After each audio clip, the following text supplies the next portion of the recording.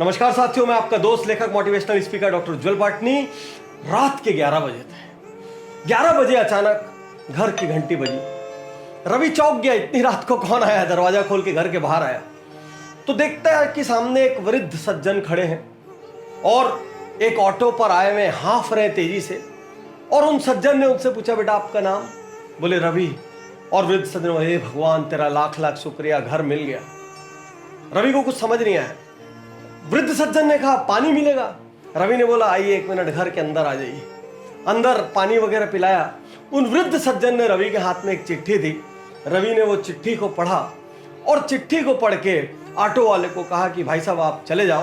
और वृद्ध सज्जन का सामान उतार कर घर के अंदर ले आया और कहा, अंकल रात बहुत हो गई है, आप सो जाइए, मैं आपका काम कल सुबह कर दूंगा। उस चिट्ठी में रवि के पिता ने रवि के लिए कुछ लिखा था और वृद्ध सज्जन ने कहा कि आपके पिता ने मुझे भरोसा दिलाया कि मेरा लड़का आपका काम जरूर से जरूर करेगा, आप बिल्कुल बिना किसी चिंता फिकर के चले जाओ।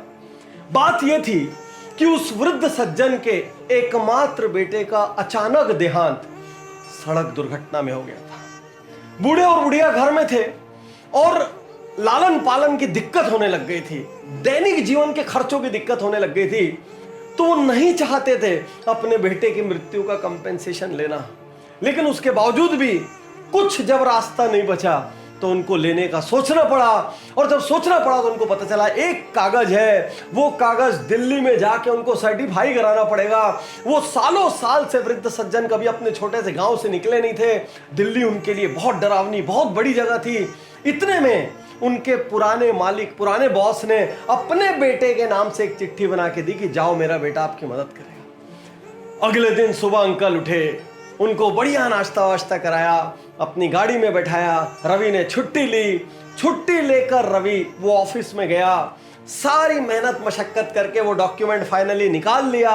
डॉक्यूमेंट निकालने के बाद अंकल की बस की टिकट करा दी। टिकट के साथ मिठाई का एक डब्बा दिया और बस स्टैंड पर छोड़कर निकलने ही वाला था। इतने में वृद्ध सज्जन ने यूं हाथ जोड़कर कहा, रवि तुम्हारे पिता धन्य है कि उन्होंने तुम्हारी जैसी संतान को पैदा किया, और वो धन्य है क्योंकि उन्हें तुम्हारी जैसी संतान मिली। कुछ कहना चाहते हो कि आपके पिता से मैं मैसेज दे दूंगा उनको? मतलब कहना तो मुझे भी बहुत कुछ है, लेकिन यदि आपकी कोई बात पहुंचानी हो तो रवि जाते जाते कहता है, माफ कीजिएगा अंकल, आपसे एक बात कहना चाहता हूं। तो कहिए। बोले मैं रवि नहीं हूं। तो बेटा तुम्हारे मकान के बाहर तो रवि निवास लिखा था। हाँ वो मेरा रवि निवास है, मेरा नाम भी रवि है, लेकिन मैं वो रवि नहीं हूं जिसको आप ढूंढने आए थे। उन वृद्ध सज्जन को कुछ समझ नहीं आया। बोले अंकल जब आप रात को आए थे आप हाँफ रहे थे, लेकिन आपकी आंखों में उम्मीद थी कि उनका बेटा मदद करेगा। जब मैंने चिट्ठी पढ़ी तो मुझे मेरे पिता का ध्यान आ गया, जिनके लिए मैं जीवन भर कुछ नहीं कर पाया, और मैंने आपके वाले रवि को फोन किया।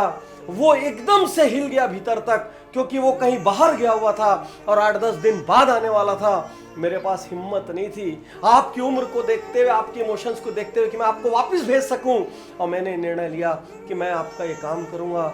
और अब उस वृद्ध व्यक्ति की आंखों से झर आंसू बहने लगे। बोले तुम रवि को जानते भी नहीं हो? बोले अंकल मैं नहीं जानता हूं, आपकी चिट्ठी में फोन नंबर था उसी से लगाया। तुम वो रवि भी नहीं हो? बोले नहीं मैं वो रवि भी नहीं। फिर भी तुमने मेरे लिए छुट्टी ली और इतना किया। कौन कहता है भगवान नहीं होते? कौन कहता है भगवान नहीं होते? कौन कहता है भगवान नहीं होते? कहते हुए बस में चढ़ गए और चले गए।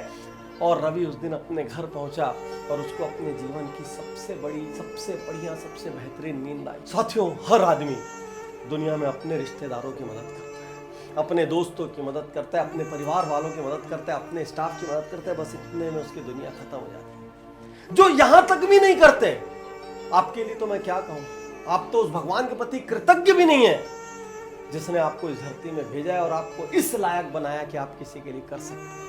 आज मैं हर वीडियो देखने वाले से कहना चाहता हूं, हर उज्जवल पाटनी यूट्यूब चैनल के फैन, फॉलोअर, सब्सक्राइबर से कहना चाहता हूं, जिंदगी में अनेक बार उनकी मदद कीजिए जिनको आप जानते भी नहीं है और आपको पता है ये मदद करके मेरे को बदले में कुछ मिलने वाला भी नहीं है।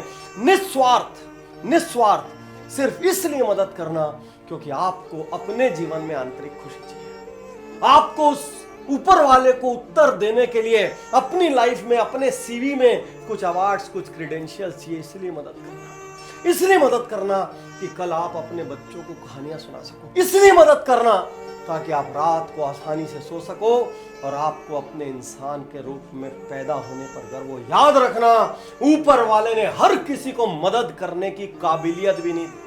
दुनिया में ऐसे हजारों लाखों लोग हैं जो चाह के भी किसी की मदद नहीं कर सकते, लेकिन यदि आप मदद कर सकते हो ना, तो समझना ऊपर वाले ने आपको वीआईपी बनाकर इस धरती पर भेजा। और आपसे ये कहना चाहता हूं, मेरे इस मिशन को भी आपकी मदद की जरूरत है।